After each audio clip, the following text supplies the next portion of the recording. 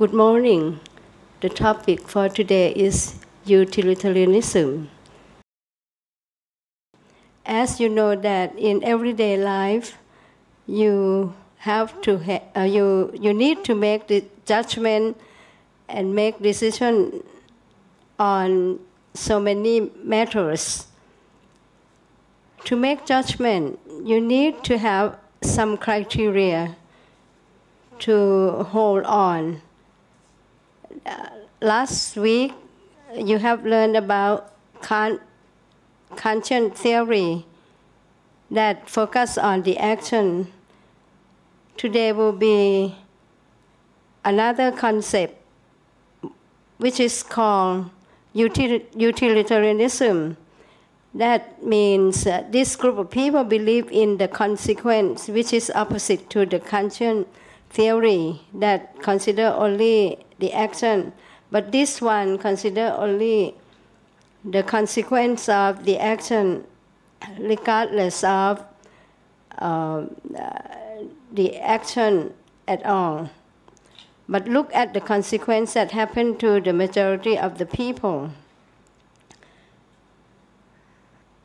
Between the action and the outcome, when it's happened, it's always have some situation involved. So it's quite difficult to set any rule or principle for judgment, whether it's cause happiness or unhappy for the majority. So the concept for utilitarianism is that it has no moral principle at all, because it's concerned only the benefit and happiness of the majority of the group of people. This concept of utilitarianism is offered by the two philosophers, that is Jeremy Bentham and John Stuart Mill. Concept of utilitarianism is similar to consequentialism. That means both of them has used the criteria of principle of utility. If the consequence would benefit the majority of the people, they would regard it as it's cause happiness and it's good. Another group of people who believe similarly to the consequentialism and utilitarianism is what we call hedonism. Hedonism can be divided into two concepts. One is simple hedonism. Simple hedonism concerns only physical pleasure. They consider physical pleasure to be ultimate good, or the most benefit or happiness to those who get physical pleasure. And the other group of hedonism is called Epicurus. This group concerns only the pleasure of the mind, which consider moderation as the focus or the main part to the happiness. This group of people is similar to Buddhism, that we consider moderation is a good way to happiness. For utilitarianism, consider only the majority's happiness, so it disregards human dignity. This group of people who believe in utilitarianism consider people as a mean to their ends. So human dignity would be ignored, okay? Which is similar to the consequentialism. Consider happiness for this group convert all things to only happiness to the majority, and that's all. Okay? They consider only the greatest number of people that benefit from the consequence. Kant focus on action itself and disregards consequences. So for Kant, if you do the right thing, no matter what happens, even if it causes unhappiness, you have to do it. Even it's caused your death. So Kant's idea would be called the ontological, because it's absolute. You have a duty to act upon that. Example of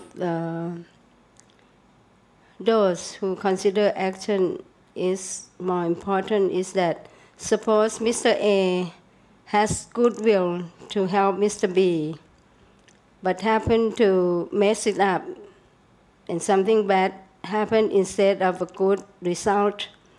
B should not blame A because the result was not to B's benefit. So it should not have any effect on B's judgment of A's action. Okay?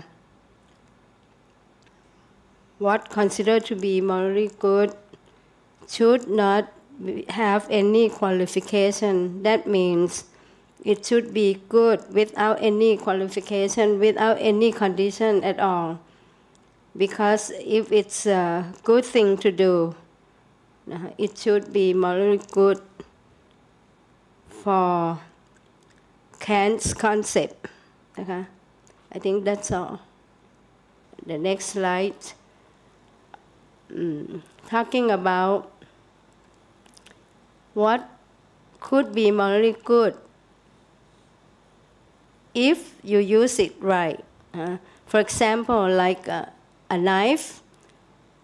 A knife can be useful and can be harmful.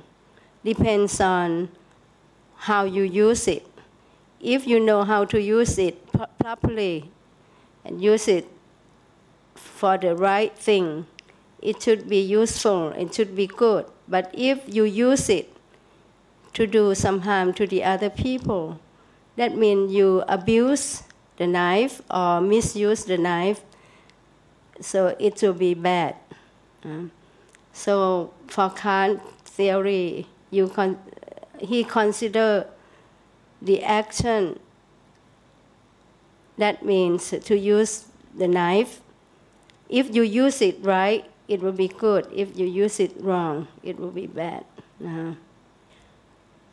The meaning of morally good without qualification means for Kant, what considered to be good should not be good because of any reasoning. We don't have to say that this is good action because it is good for someone or good for anybody. But if it's good for no reason. That means because it's good by itself. For example, like when you help a drowning boy in the pool, somebody might say that is a good thing to do, because if you see someone is going to die because of the drowning, you want to help. But for some other group of people that believe another concept, they might think that to help the boys from drowning in the pool may not be good if the person who want to help the boys want to be admired after that, unless they did it because they said that it's a good thing to help. That would be applicable for Kant's theory. Or the other example is that when you do something good, it depends on your goodwill. For Kant theory, our will is more important. When you do something, it's because of the goodwill. The word moral agent means the actor or the person who do that action. So when we consider or assess or evaluate what is morally good or not, we consider the intention of that person. Because they do the things for the sake of goodness, not for any other reason. No attention paid to the consequence at all. And after you have the reason to support your action to do it, you have a duty to act accordingly what you did. That's why they call, for slide 16, why they call that Kant's ethic is absolute. That means if it's right, it's good, because it's good by itself. You don't have to qualify what is good. For example, like to tell a lie. Don't lie means don't lie for Kant. No, even white lie or just to tell a lie for the happiness of the people is not considered to be good. This is different from utilitarianism. If utilitarianism consider this, that white lie can be acceptable if it can make some people to be happy. So the difference between the two concepts, Kant and utilitarianism, is that one is too extreme and the other one is maybe just consider only the majority of those who can benefit from the consequence of the action. For Kant theory, that what we call ethics is absolute, or another word we call that it's a categorical imperative. That means the belief whatever you do to be good should be without any exception. If there is some exception, that means it's not follow with the Kant's theory. For Kant, how to judge what should be good or right, it has to have reasoning to support. That's why we say that only reason can guide our will. Because Kant believed that human being is a rational being. So whatever you do always has some reason to support that.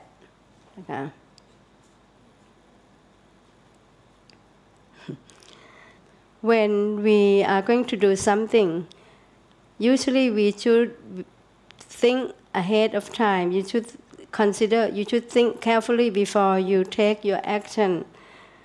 That means you should have goodwill to do whatever you want to do, because your action would reflect your intention. People that get the result from your action would know whether you have goodwill or not. And for Kant, believe that goodwill should guide your action. So when you want to see whether your action or your behavior would be good or not, at least you should use some logical test for reasoning when you have the reason to do something.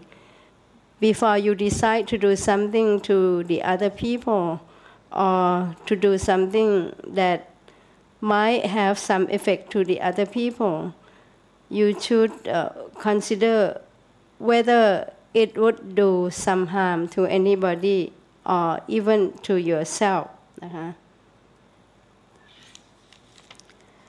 Because when you do the things, it has to be related to some condition or some environmental, either human environment or any kind of environment. When you want to do something good, it should be considered that it's good because it's not violate any law, the moral law for yourself or for the other people. It should be the right thing to do. So if you give moral law to yourself, that means you respect to the law and you follow the law and you do only the right thing. The logical test is that you ask yourself, what am I going to do? I'm going to do the right thing because it's like the right thing to do, or because I'm doing because I will get reward afterwards, or I would get something back in return or not. If you do it because it's good thing to do, it will be the right thing by applicable of the Kant's theory, by applying Kant's theory. When we think about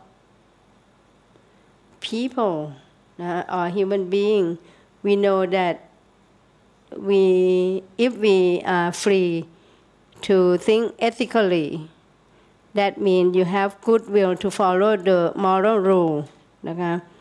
So you should use the reason properly. That means you are a rational being, as it's acceptable for all over the world, for everywhere, for Kant's theory.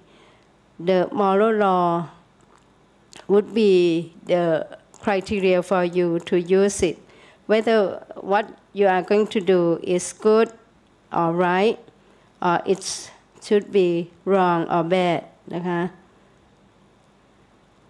Something that has dignity is absolute. That means if it's good, no question about it. For Kant theory, you never use people as a mean to an end. You have to consider people as an end, because it's absolute. When it's good, there should be no question about it. And when you use reasoning, it should be following the moral law. For Kant theory, the strong point is that everyone would be treated fairly, because it follows the rule. But the weak point is that because it's absoluteness, so when it's come to critical moral dilemma, that means when it comes to the situation that you have to make decision or make judgment between the two actions that would be equally important, but one might have some bad effect and the other one might have good effect. It would be difficult to choose between the two. This is the weak point of Kant's theory. But for utilitarianism, it might be easier for you to decide whether to choose which one. just to see that which one would give you the best or the most benefit. You choose that one. But the weak point of the utilitarianism is that it might take a risk for being bad for the minority. If the majority is bad, this belief would not be good. So it depends on the situation and the people who make the choice between these two theories. You have to make judgment by link between the person who act that action and also the environmental condition, because it has no absolute answer for either one that you choose. You cannot choose, or you should not hold to any one theory all the time. So you should have judgment to consider between the two, which one would be appropriate to the situation that you are facing. Talking about moral dilemmas mean when it's come to the critical situation that you have to decide, as I mentioned before, that between the two difficult situations that you have to decide, you have to consider carefully. That means you have to use your consciousness and apperception together. The last slide is that Kant's principle by which actions are just, right or wrong. Yes, only reason and duty to act because of that reasoning. That is the main concept of Kant theory, which is opposite to utilitarianism, that is consider only the consequential of the action if it gives the best benefit to the majority of the people that consider to be good. I think that is the main differences between these two beliefs or these two concepts. That's all. Thank you.